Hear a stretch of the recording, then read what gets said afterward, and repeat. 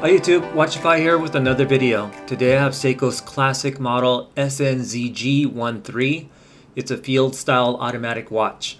This watch is very well known and has been available for many years. However, Seiko recently refreshed this model with their new SRPG line. So maybe the question could be, is this watch now obsolete? Does it still make sense to purchase this watch in 2021 and beyond? Let's find out. So starting off with the case dimensions, this watch has a 42mm case size. It has a 49.1mm lug-to-lug distance.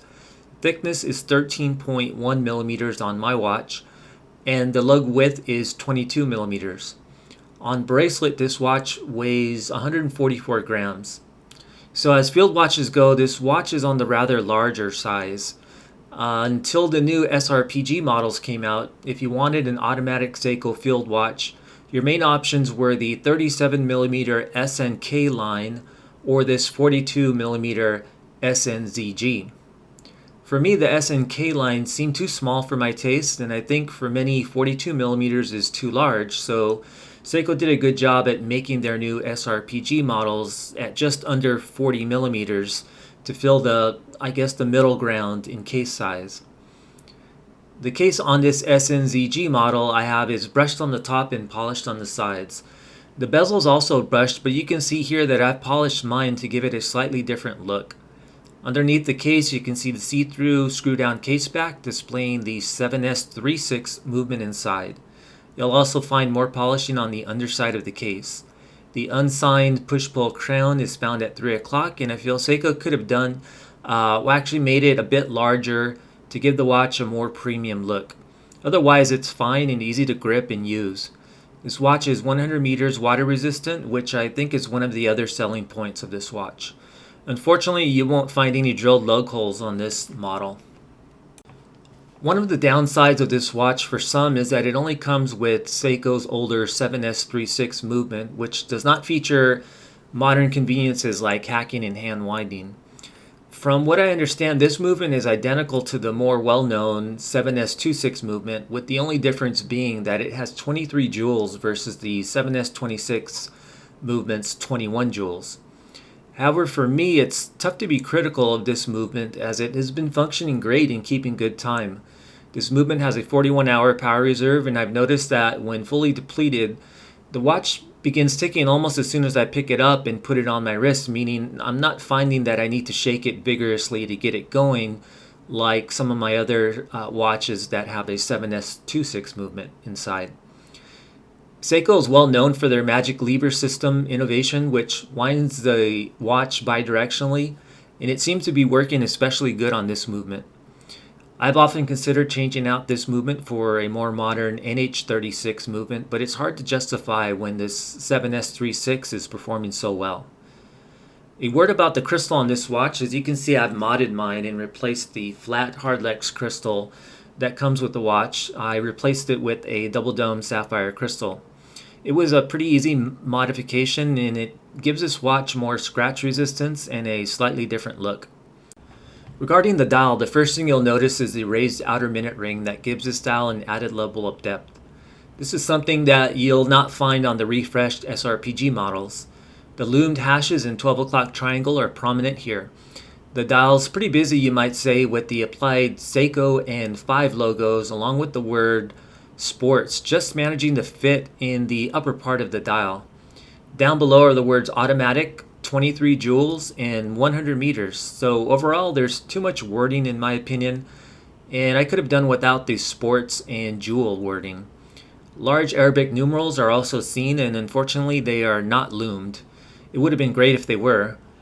On the inner part of the dial, you'll see the smaller 24-hour numerals common to field watches. The day and date window is at 3 o'clock and is outlined in white.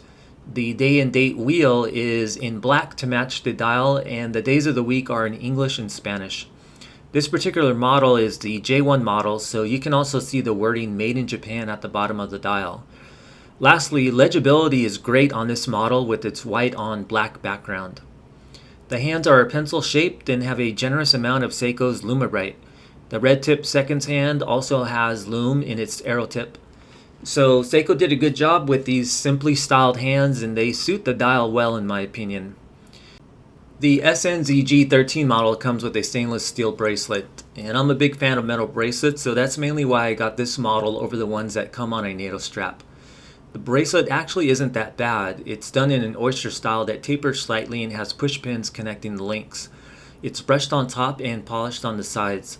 Of course, you won't find solid end links or a milled clasp at this price point though. The clasp has a locking mechanism, double push button release, and 4 micro adjustment holes. I'd say that the OEM bracelet matches the watch well and is very comfortable to wear, so I personally don't see a need to upgrade it.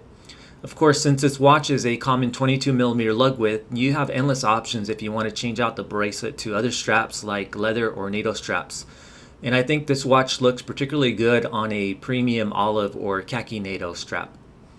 So on to the question of whether it makes sense to still get this watch. As mentioned, the new SRPG models are out, and right away you can see the dial similarities. You don't have the raised outer ring on the new models, but the hands are the same. The dial is now less busy and has the new Seiko 5 logo and cursive automatic font, which I quite like. The case size is now just under 40mm, which is a great size for a field watch. So if I didn't already have the SNZG, would I get that or the newer SRPG? I can say I would have definitely gotten the newer model instead, as I think I'd prefer the smaller case size and more modern 4R36 movement. I may even still buy that one, and if I do, I'll probably do a comparison video with the two watches. That said, however, this SNZG is still a great watch and can be purchased for around $100 less than the new models. I'm seeing this older model being sold for around $140, whereas the new models sell for between $220 and $275 right now. So there's still value in this watch if you prefer the larger case size, you don't mind the older movement, and you want to own and wear an everyday Seiko classic. I know I enjoy wearing and owning mine, and I would be reluctant to part ways with it even if I got the newer model. I'm not sure how long this SNZG model will be available, but I'm guessing you'll still be able to purchase a new one for quite some time. I think that'll wrap up this video. As always, if you found it interesting or helpful, consider leaving a like, commenting, or subscribing. I try to upload content on a regular basis, so thanks for watching, and I hope to see you in the next video.